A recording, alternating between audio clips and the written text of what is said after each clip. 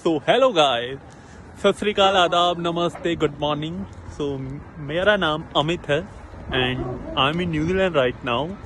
सो इस चैनल का जो नाम मैं सोच रहा हूँ रखने का, प्रॉब्लम्स का solution. So I am just here to give the solutions of your problems. So शुरुआत करते हैं कि अब हम कौन सी प्रॉब्लम पिक करने वाले हैं जिसका आपको सोल्यूशन मिलेगा इस वीडियो पे। So please like, share and subscribe my channel first. So चलिए स्टार्ट करते हैं। सो पहले मैं आपको अपने खुद के बारे में बताता हूँ, क्योंकि this just an introduction of my self. मैं अमित हूँ और I am coming here in New Zealand on full time work visa, जिसे आप ओपन वर्क परमिट कह सकते हो। तो मैं आपको बताना चाहता हूँ कि मैं ओपन वर्क परमिट पे कैसे आया।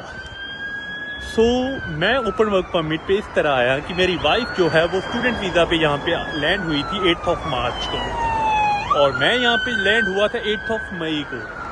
सो इस 2 महीने के गैप में मेरी वाइफ का स्टूडेंट वीज़ा आने के बाद मैंने अपना वीज़ा अप्लाई किया, जिसे पार्टनरशिप वर्क वीज़ा के नाम से जाना जाता है। So let me just cross the road first. So wait a second. So New Zealand is a beautiful country first and so मैं आपको बताना चाहता हूँ कि मेरी वाइफ जो स्टूडेंट वीज़ा पे आई थी, तो आज का टॉपिक भी यही है कि student visa and their processing time and what to do and what not to do in student work visa. Oh my God.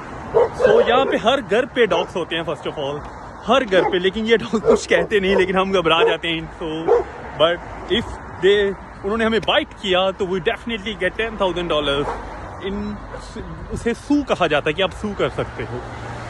सो मैं आपको बताना चाहता हूँ कि what is New Zealand student visa first, then I came on my self कि how to apply open work permit और full time work visa of New Zealand. तो जो मेरी वाइफ है वो न्यूजीलैंड स्टूडेंट वीज़ा पे आई थी, और उसके लिए उनका जो कोर्स था, उनके कोर्स का नाम था graduate diploma in teaching early childhood level 7। So we are coming on level 7। सो आप इसमें आप अर्ली चाइल्डहुड वाला कोर्स भी अप्लाई कर सकते हो, ग्रेजुएट डिप्लोमा टीचिंग में प्राइमरी और as well as academy. So graduate diploma in teaching early childhood की रिक्वायरमेंट्स क्या है?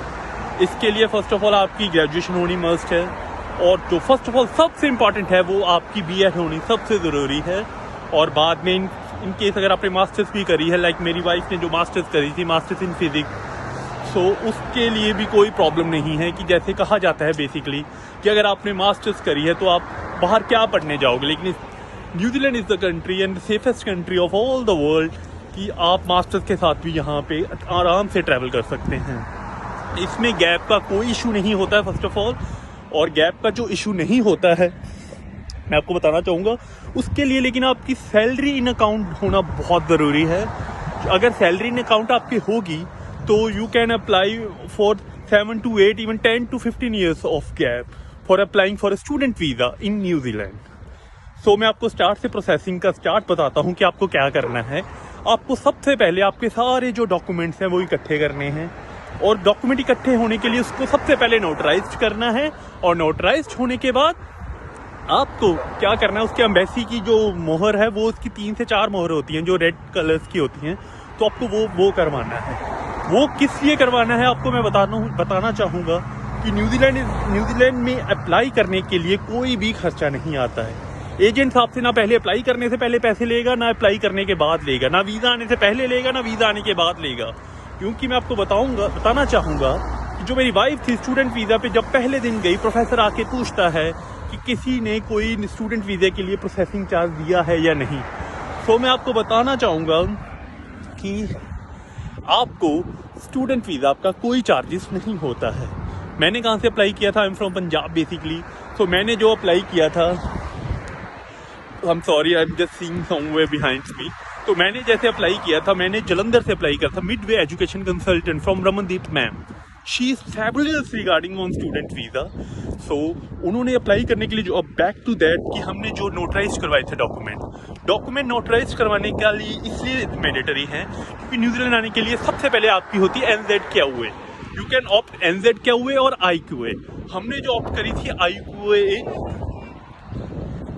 हमने जो अप्लाई की थी वो IQA करी थी, जो सबसे जल्दी आ जाती है। So wait a second, I join you in a moment please, I have to cross the road first. like